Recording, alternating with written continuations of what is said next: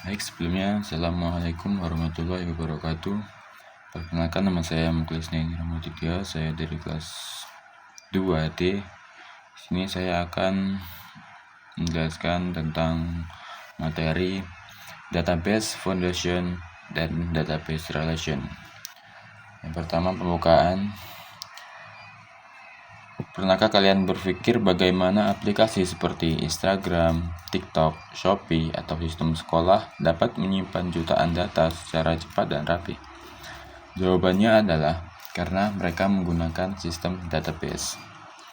Pada video kali ini kita akan membahas yang pertama ada database flat file, yang kedua kelemahan flat file, yang ketiga database relational, yang keempat istilah-istilah penting dalam database.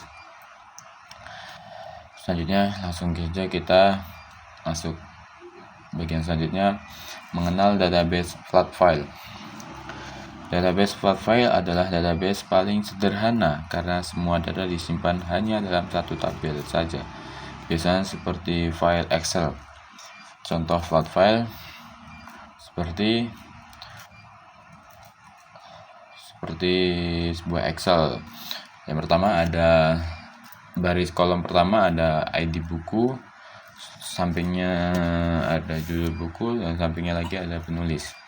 Nah, di ID buku misalnya nomor 1 ID-nya, judul bukunya pemrograman Java, penulisnya siapa, misalnya Andi, seperti itu.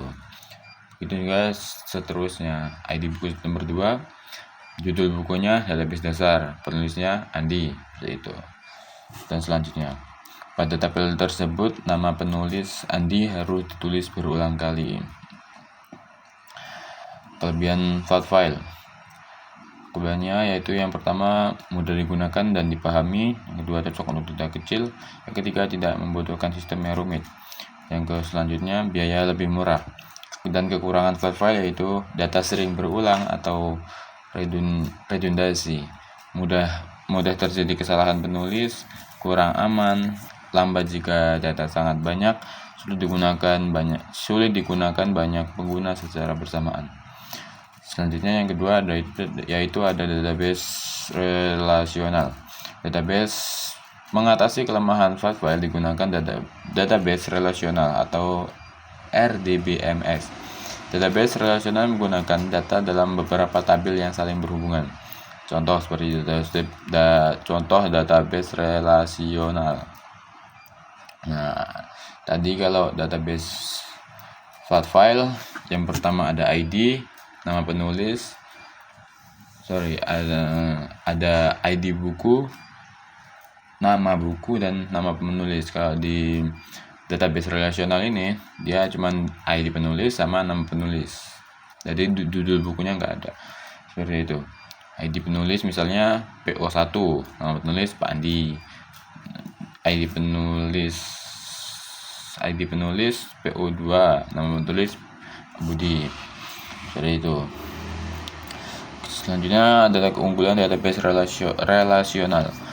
Pertama, mengurangi redundasi data lebih rapi dan konsisten, lebih aman. Selanjutnya yang ketiga ada istilah penting dalam database. Yang pertama ada table, gunanya untuk menyimpan data, seperti contoh tabel siswa, tabel buku, tabel penulis. Selanjutnya ada kolom bagian vertikal yang menjelaskan atribut data, contoh nama, alamat, dan umur. Selanjutnya ada baris, satu data lengkap atau satu record, contoh seperti ID dan nama. ID-nya nomor 1, namanya misalnya Muklis, saya. Baris tersebut adalah satu record data. Primary key atau kunci utama untuk membedakan setiap data agar tidak ada yang sama, contoh seperti ini siswa atau ID buku. Selanjutnya ada foreign key, kunci penghubung antar tabel, contoh ID penulis pada tabel buku digunakan untuk menghubungkan tabel buku dengan tabel penulis. Selanjutnya yang terakhir adalah kesimpulan. Kesimpulannya, database flat file cocok untuk kebutuhan sederhana dan data kecil. Namun jika data semakin banyak dan membutuhkan keamanan serta efisiensi yang tinggi, maka database relasional adalah solusi terbaik. Karena itulah, hampir semua aplikasi modern saat ini menggunakan sistem database relasional. Terima kasih sudah menonton dan sampai jumpa di pembelajaran berikutnya. Sekian dari saya. Wassalamualaikum warahmatullahi wabarakatuh.